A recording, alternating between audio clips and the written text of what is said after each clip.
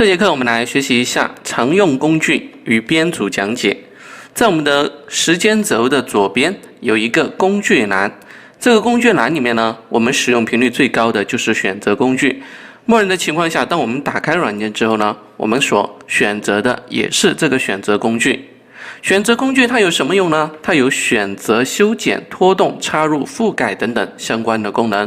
平时我们其实进入到软件，随时都在用这个选择工具。比如说我们去选择面板，我们在用选择工具；我们在项目面板里面选中这些素材，我们都在用选择工具；我们在拖动播放指示器也在用选择工具。所以说选择工具呢，是它默认所选择的一个工具。既然这么多功能，那么我们来介绍一下。比如说它可以修剪我们的素材，这些呢在我们之前都有说，对不对？还可以拖动我们的素材，还可以对我们的素材呢进行一个移动轨道，看到没有？还可以拖动我们的素材去添加轨道。好，所以说呢，这个工具它的使用频率还是相当高的。但是在这里呢，有一个功能呢，我们是需要了解的，就是它还有插入和覆盖的一个功能。比如说我们之前拖入素材，直接拖到轨道上面，对不对？如果说我直接不通过这样的方式拖入，我直接拖到我们的视频山上面，这个时候你会发现，它其实对视频山进行了一个覆盖。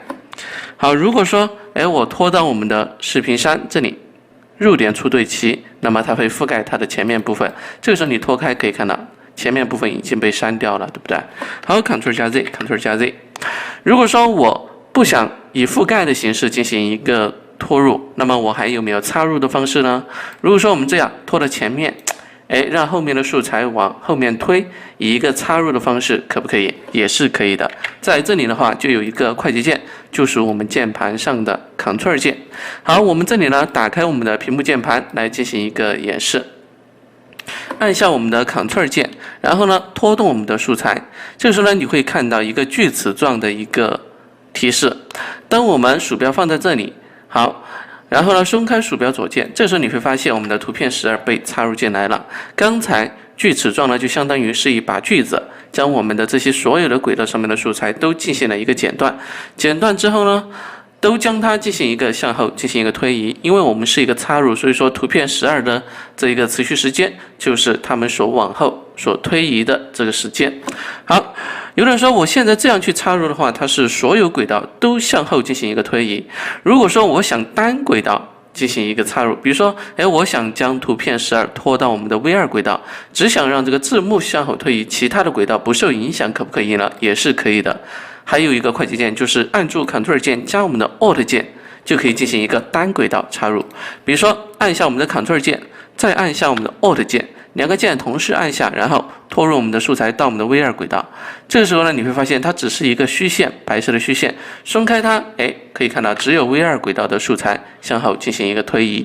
这就是我们的选择工具，不仅有选择功能，还有修剪功能，还有拖动素材的功能，以及插入和覆盖的功能。当然了，很多时候我们想去选择很多素材，之前我们说过，按住 Ctrl 键呢，可以很方便的在项目面板里面进行一个单选；按住 Shift 键呢，可以连选。但是 Ctrl 键和 Shift 键在我们的轨道上面使用起来就没有这么方便了。比如说我们按住 Ctrl 键，我们去多选，你会发现，只能进行一个单独的选择，看到没有？只能进行一个单选，没办法进行一个多选。你再点击这个素材，然后再点击下一个的时候，上一个会自动的被取消选择。所以说在轨道上面，我们多选的快捷键是 Shift 键，记住了，按住 Shift 键，然后这样去多选才行。好，很多时候呢，比如说我们可能有很多的素材，我们可能想统一移动，对不对？我们之前说过，我们可以这样去拖选。比如说这3个素材，我想统一向后面进行移而且呢，移动的时间呢是相同的，而且我不想去打乱它们之间的这个间歇，对不对？好，这个时候你直接选中。往后进行一个整体的拖移，对不对？但是像这样的情况呢，你可能每次都要去进行一个拖选，或者是按住 Shift 键点选这3个素材，然后再去对它进行一个移动，很麻烦。如果说这3个素材呢，长期来说我们是需要将它进行一个连选的，那么你可以将它进行一个编组。首先呢，你可以选中这3个素材，然后右键这里呢有一个编组，看到没有？点击它，我们就可以对它进行一个编组，或者是剪辑菜单下面也有一个编组。快捷键呢是 Ctrl 键加基键，取消编组的快捷键呢是 Ctrl 键加 Shift 键加基键。这个快捷键呢，在我们的 Illustrator 里面，就是我们的 AI 软件里面经常会用到。在我们用 Illustrator 软件去绘制一些矢量图形的时候，经常会进行一个编组以及取消编组的操作，对吧？所以说，在我们的 Premiere 里面也有这样的功能。所以说，Adobe家族的软件呢，其实是有很多的共通性的。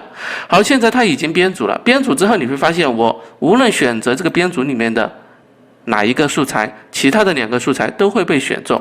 也就是说，你可以单击编组类的其中一个素材，就可以选中整个编组里面的素材，然后呢，可以对它进行一个拖动。如果说你要取消编组，直接右键这里有一个取消编组，也可以用快捷键 Ctrl 键加 Shift 键加基键。取消编组之后呢，然后你再去选择它，它们又没有组了，对不对？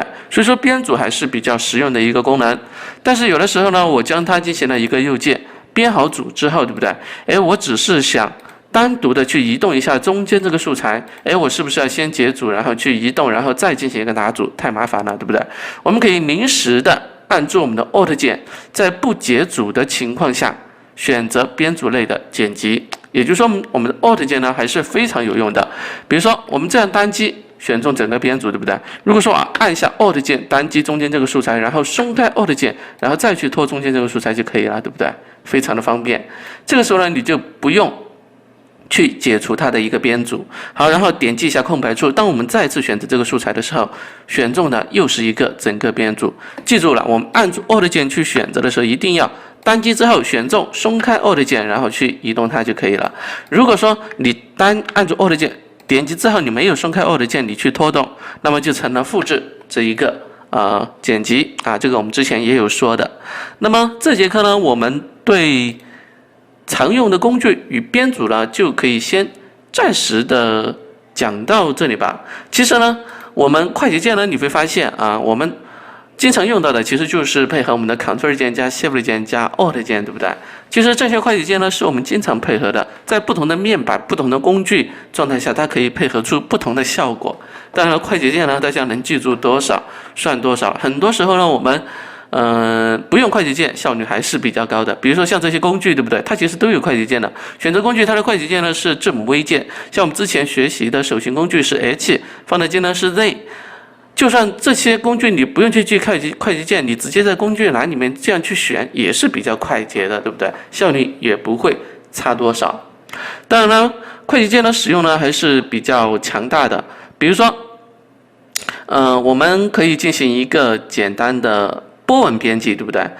比如说这个素材，我想对它进行一个先解组，我想对它进行一个修剪，对不对？或者是怎样的，比如说我对它进行一个修剪之类的。好，我们正常的修剪呢是不会影响到后面的这些素材，后面的素材也不会往前进行一个推移，对不对？如果说这个时候呢，你按一下我们的 Ctrl 键，我们的鼠标会变成这种红色的双箭头，对不对？看到没有？好，按住 Ctrl 键之后呢，这个时候呢，我们就可以对它进行一个波纹编辑。好。这里不是波纹编辑啊，这里黄色的时候才是波纹编辑，记住，看到没有？好，记住了，黄色的时候它有2个方向，大家注意了，记住这个不是在这个素材上面是在它的旁边呈这种状态的时候，对不对？注意了，它黄色的时候，这种情况下呢，按住 Ctrl 键呢，呈这种黄色，它其实就是波纹编辑的功能。但箭头呢朝右边的，那么你去编辑它，它就是间歇就会朝右边走，看到没有？间歇就会朝右边走。好，你 Ctrl 加 Z 回来。如果说你是朝左边的，按住 Ctrl 键，看到没有？如果说你是朝左边的，那么间歇呢就会朝左边走所以说呢，这是一个波纹编辑大家了解一下就可以了。好，我这里呢就不用去拖了。好，其实还有很多的快捷键我这里只是临时的讲到，就给大家提一下。还有就是一个间歇处，比如说我们在间歇处，如果说你按住 Alt 键Ctrl 键，对不对？就会呈现这种常见的这种红色双箭头，对不对？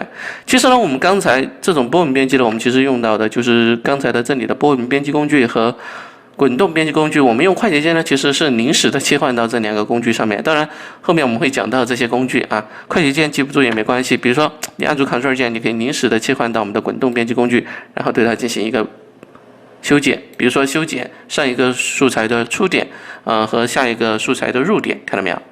好的，这节课呢，我们就先讲到这里吧。